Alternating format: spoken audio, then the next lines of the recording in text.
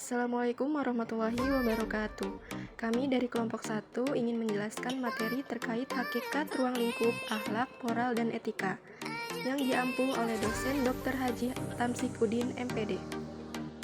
Di sini kami beranggotakan 3 orang. Yang pertama ada Halimatus Sadia dengan NIM 23810700028 dan ada Nur Aini dengan NIM 23810700020 dan ada Ica Nolaviana Putri dengan NIM 23810700011. Saya akan menjelaskan tentang hakikat akhlak, moral, dan etika. Nah, yang pertama itu ada pengertian akhlak.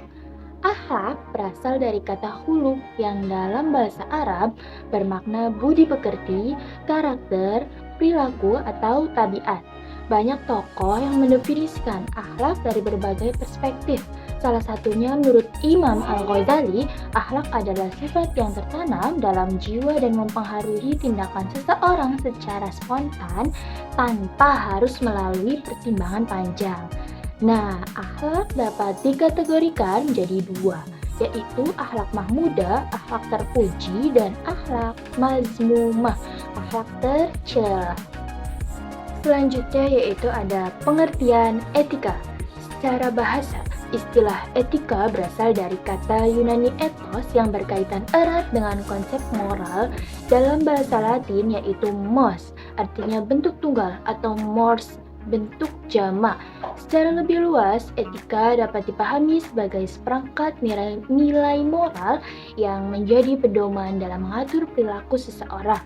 Nah, contoh etika dalam kehidupan sehari-hari yaitu menjaga kejujuran dan integritas seperti bersikap jujur, menghormati hak dan privasi orang lain. Selanjutnya yaitu ada pengertian moral. Moral merujuk pada segala bentuk perilaku manusia yang mencerminkan baik atau buruknya suatu tindakan dengan standar yang ditentukan oleh norma serta kebiasaan yang berlaku di masyarakat. Moral seringkali dikaitkan dengan etika, akhlak, karena ketiganya itu membahas konsep kebaikan dan keburukan dalam interaksi manusia dengan Tuhan, sesama, serta lingkungan sekitar.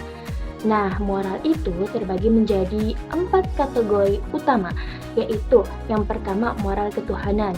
Nah, moral ini berkaitan dengan nilai-nilai religius yang didasarkan pada ajaran agama Islam serta dampaknya terhadap individu.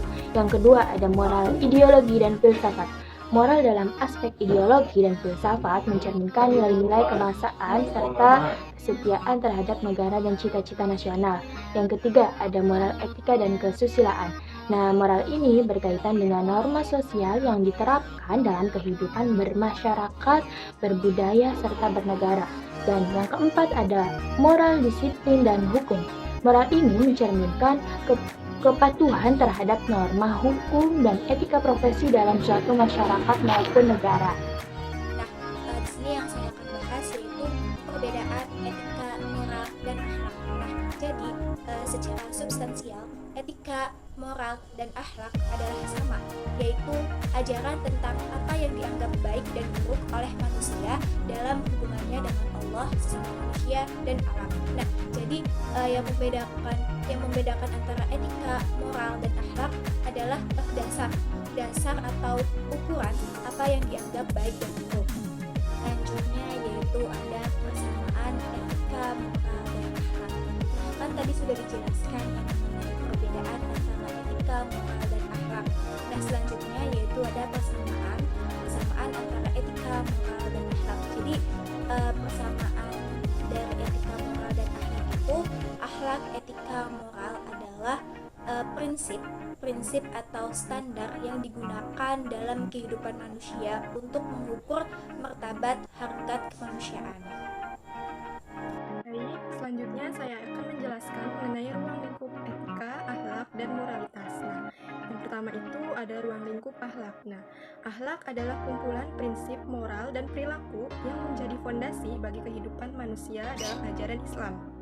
Nah, akhlak ini memiliki cangkupan yang sangat luas. Nah, menurut Ahmad Alim dalam bukunya Studi Islam 1, akidah akhlak terbagi menjadi dua bagian besar. Yang pertama itu akhlak kepada Allah dan yang kedua ada akhlak kepada sesama makhluknya. Pertama itu ada akhlak kepada Allah. Nah, akhlak kepada Allah itu berkaitan erat dengan ketakwaan, yakni dengan sikap taat dan tunduk kita kepada perintahnya.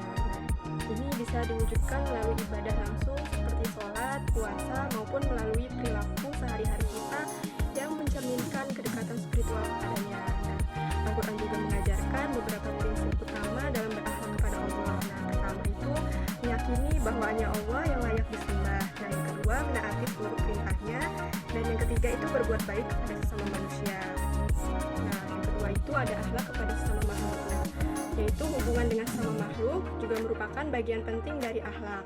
Kehidupan sehari-hari, akhlak ini bisa terlihat dalam beberapa konteks. Nah, yang pertama itu dalam keluarga. Nah, akhlak ini mencakup perilaku yang baik terhadap orang tua, anak, dan keturunannya. Nah, keluarga adalah fondasi masyarakat sehingga membangun hubungan yang harmonis di dalamnya sangat penting. Yang kedua itu dalam pertemanan. Nah, Islam mengajarkan pentingnya menjaga hubungan baik dengan teman dan bersikap pemaaf. Rasulullah sendiri mencontohkan hubungan yang erat dengan para sahabatnya. Yang ketiga itu terhadap guru. Nah, Islam menempatkan guru pada posisi yang mulia. Nah, sebanding dengan orang tua, Al-Quran juga menyebutkan bahwa orang berilmu itu memiliki kedudukan tinggi di sisi Allah. Selanjutnya, yang kedua itu ada ruang lingkup moralitas. Nah, moralitas ini berkaitan erat dengan cara seorang bertindak berdasarkan nilai-nilai kebaikan. Moral ini terbagi menjadi beberapa jenis. Nah, yang pertama, moral pribadi, yaitu bagaimana seorang mengatur diri dalam hal motivasi, emosi, dan etika dalam kehidupan sehari-hari. Nah, yang kedua ada moralitas keluarga. Nah, yang ini mencakup tanggung jawab orang tua kepada anak-anaknya dan sebaliknya, serta hubungan etis antar anggota keluarga. Dan yang ketiga itu ada moralitas sosial atau masyarakat. Nah, yakni perilaku seorang terhadap lingkungannya seperti saling tolong-menolong, menghormati, dan menjaga keharmonisan hidup bersama. Selanjutnya yang ketiga itu ada ruang lingkup etika profesi atau etika guru. Nah, etika juga berlaku dalam dunia profesi, termasuk profesi guru. Nah, etika profesi guru ini merupakan panduan moral yang mengatur bagaimana seorang guru itu bersikap dalam lingkungan pendidikannya.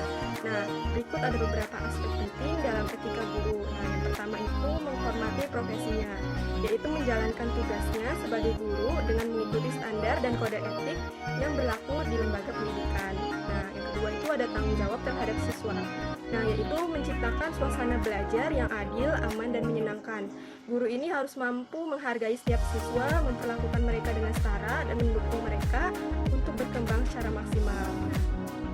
Dan yang terakhir itu ada kesimpulan dari materi yang sudah kami jelaskan tadi, yaitu hakikat ruang lingkup etika moral dan akhlak, serta perbedaannya. Akhlak berakar pada ajaran agama dan membentuk karakter seseorang sesuai nilai ketuhanan. Sementara moral berkaitan dengan norma sosial, dan etika adalah kajian rasional tentang prinsip moral. Ketiganya berperan penting dalam membentuk perilaku manusia yang beradab di era digital dan teknologi. Pemahaman serta penerapan nilai-nilai menjadi semakin krusial, terutama pada dunia pendidikan. Guru memiliki peran utama dalam menanamkan moral dan etika agar siswa berkembang menjadi individu yang cerdas sekaligus berbudi luhur. Mungkin cukup sekian penjelasan materi dari kelompok kami. Kurang lebihnya mohon maaf. Wassalamualaikum warahmatullahi wabarakatuh.